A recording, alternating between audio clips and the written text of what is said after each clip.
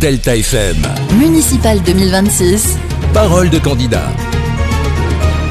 Éric Maison, merci d'avoir accepté notre invitation. Alors pour être honnête, quand on a vu le jour de la publication des listes, c'est vrai qu'on a été surpris de voir votre liste qui est sortie un petit peu au dernier moment.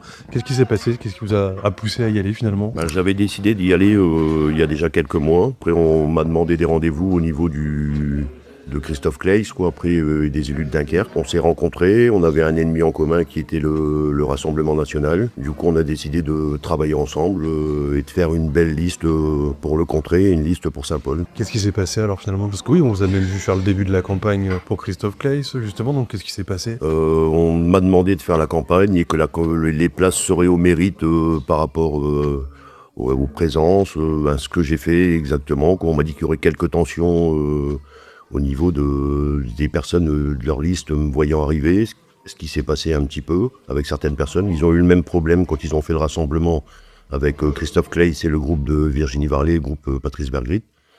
Du coup, ces tensions se sont apaisées, mais soi-disant, certaines personnes de leur liste voulaient que je ne figurais pas dans la liste. Quand on vient vous chercher, on savait déjà qu'il y aurait ce genre de tension, non? Oui, c'est exactement ce qu'on m'a dit, qu'il y aurait eu quelques tensions, mais qui allaient s'apaiser, ça avait l'air d'aller au niveau des tractages, ça se passait très bien avec tout le monde, mais c'est l'excuse qu'on m'a donnée à la fin. Vous avez fait comment alors? Parce que du coup, vous avez fait une liste en quelques jours?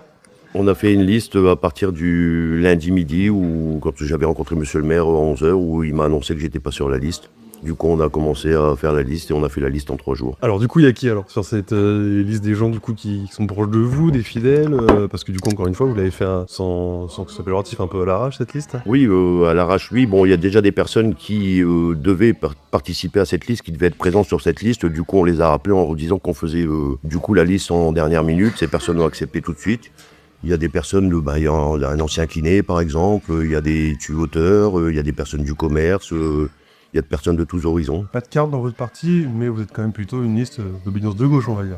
Oui, on est une liste sans étiquette, personne n'est écarté dans la liste, dans aucun parti, mais c'est une liste de gauche. Le nom de la liste, Restons Saint-Paulois, ça veut dire quoi? Par exemple, le rapprochement avec le Grand Dunkerque, aujourd'hui vous dites MUF ou non? Ou voilà pourquoi le nom de cette liste? C'est comme Jean-Pierre Clic, Restons Saint-Paulois, on veut garder notre identité à Saint-Paul. Après, c'est ça, oui, exactement, c'était le slogan de Jean-Pierre Clic, qui a été très bon, et qui a bien marché de toute façon.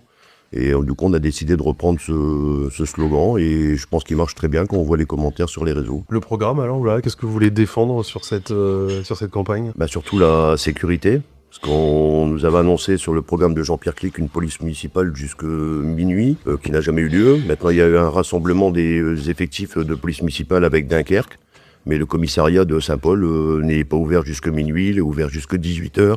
Du coup, on n'a plus cette police de proximité qui est sur Saint-Paul-sur-Mer, ça dépend de Dunkerque. Nous, on veut la remettre sur Saint-Paul-sur-Mer en 24-24.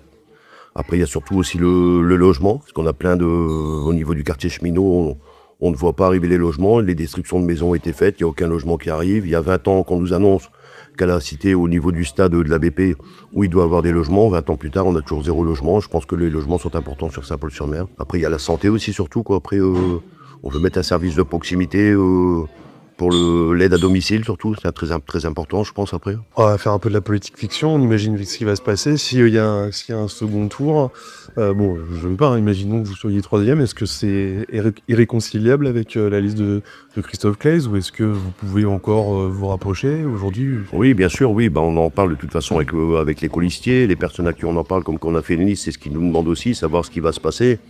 Nous, notre but surtout, c'est combattre le Rassemblement National et que Saint-Paul reste Saint-Paul. Après, il peut y avoir des discussions, on n'est pas parti en mauvais termes. Après, il y a toujours des discussions possibles et il faudra voir avec le groupe, ça ne se décide pas tout seul. Après.